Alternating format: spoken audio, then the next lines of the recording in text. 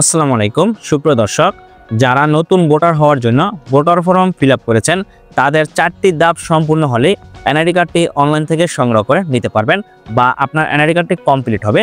সুপ্রিয় দর্শক, যারা নতুন ভোটার হওয়ার জন্য ভোটার ফর্ম ফিল আপ করেছেন তাদের অবশ্যই 4টি ধাপ সম্পূর্ণ হলে জাতীয় পরিচয়পত্র বা এনআইডি কার্ডটি অনলাইন থেকে সংগ্রহ করতে পারবেন।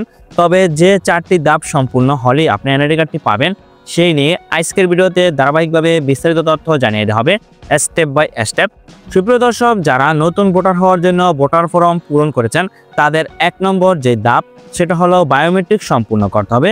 নির্ধারিত সময়ে নির্দিষ্ট কেন্দ্রে গিয়ে বায়োমেট্রিক সম্পূর্ণ করে আসতে হবে, অথবা আপনার নিকটস্থ উপজেলা বা থানা নির্বাচন অফিসে গিয়ে বায়োমেট্রিক সম্পূর্ণ করতে হবে। বায়োমেট্রিক বলতে যে ব্যক্তি ভোটার তালিকার নাম অন্তর্ভুক্ত করবে বা ভোটার হওয়ার জন্য ফর্ম পূরণ করেছে তার ছবি, ফিঙ্গার, স্বাক্ষর এবং চোখের আইরিস সম্পূর্ণ করতে হবে। 1 নম্বর হলো বায়োমেট্রিক সম্পূর্ণ করতে হবে নতুন ভোটারদের। 2 নম্বর অপশন সেটা হলো উপজেলা বা থানা নির্বাচন অফিস থেকে তথ্য প্রেরণ করতে হবে।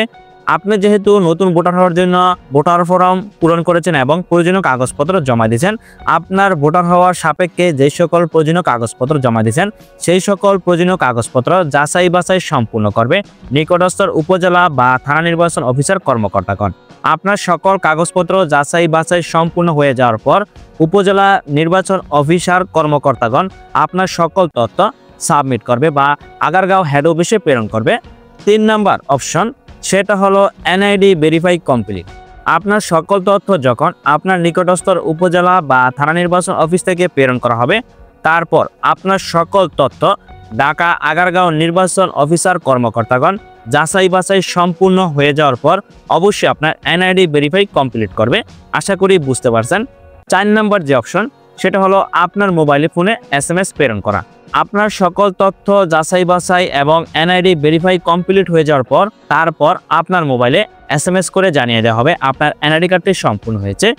যদি 105 নম্বর থেকে আপনার নাম এবং আপনার এনআইডি কার্ডের নম্বর দেওয়া হয় সেক্ষেত্রে আপনি সম্পূর্ণ ফ্রিতে জাতীয় পরিচয়পত্র বা এনআইডি কার্ডটি অনলাইন থেকে ডাউনলোড করে নিতে পারবেন। তবে আপনার সকল তথ্য যাচাই ভেরিফাই কমপ্লিট হওয়ার পর অবশ্যই 105 নম্বর থেকে মোবাইল ফোনে SMS প্রেরণ করা হবে। তাহলে আপনার নাম এবং এনআইডি নম্বর দেওয়া হবে। সেই এনআইডি কার্ডের নম্বর এবং আপনার জন্ম তারিখ দিয়ে বাংলাদেশ নির্বাচন কমিশন অফিসিয়ালি ওয়েবসাইটে প্রবেশ করে খুব সহজে এনআইডি কার্ডটি সংগ্রহ করে নিতে পারবেন।